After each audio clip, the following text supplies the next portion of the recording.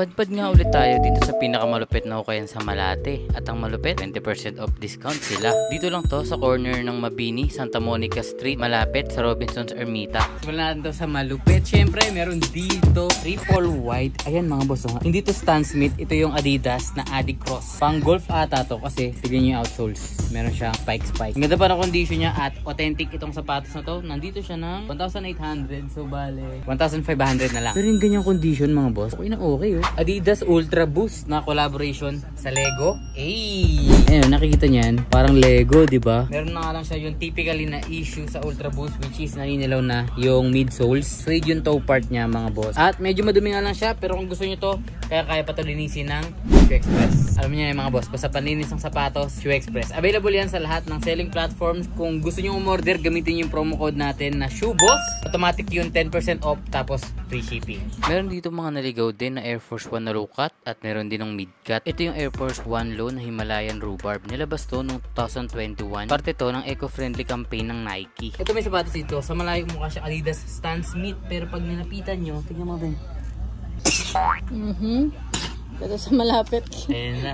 Matari na yung ano ko. Pero sa malapit, Michael Kors siya. Wow. Tingnan yung loob. Oh. Pang ano siya mga boss oh? Pang boss pao. Size 80. Yan, suot ko. Smooth ah. Ganda pa ng quality ng leather. Ang cloud, taka na. Ay, gagi. Pang ano siya mga boss? Pang lady guard. Ito, nandito siya oh, size 8 at walang price. Ito, pogi din. Lacoste naman. Ito, triple white. Mukha din siyang Stan Smith pero Lacoste siya. Meron pa siyang ganito sa lace. Tapos white and gold siya mga boss. The North Face na mukhang comfy shoes mga boss. Mukhang pantak ba itong sapatos na to. Triple black siya. Pinakalagay dito na Vective. Size 8 po pa. Ganda. Ano siya mga boss? Medyo magaan siya. Para siyang ito. Parang ganito yung dating niya sa On Cloud. Dito siya ng... Tae ba to?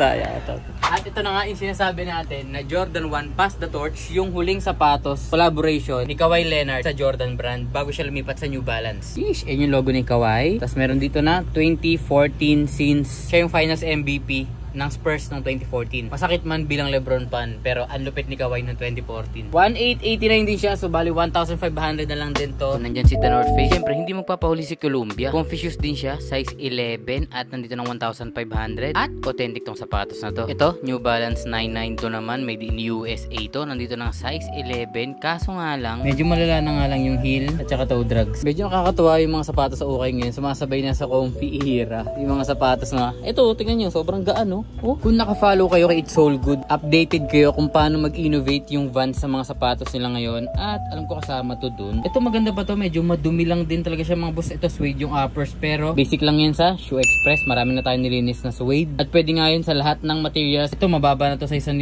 piso. 1,289, bali 1,031 na lang. Pero na ito ko pwede nyo nang tawaran ng 1,000 yan. Fit na itong Air Force 1 na to. Ito authentic to. Eh no, parang picnic table yung ano nyo, swoosh nya. So far marami pa kayong aabutan na solid na sapatos dito pag pumunta kayo. Ito, authentic na Daikdang Clow. Size 9. Kung madalas kayo nanonood ng Ukay Shoes episodes natin, alam nyo ito na yung bago nating best friend sa Ukay ngayon. Ito yung Adidas Continental 80. Nasabi nga nila Jobert, Continental. Continental Party! Maganda yung condition mga boss. Sobrang ganda pa. Wala masyadong scratches yung leather niya. Isang pasada lang to ng cleaner ng Shoe Express.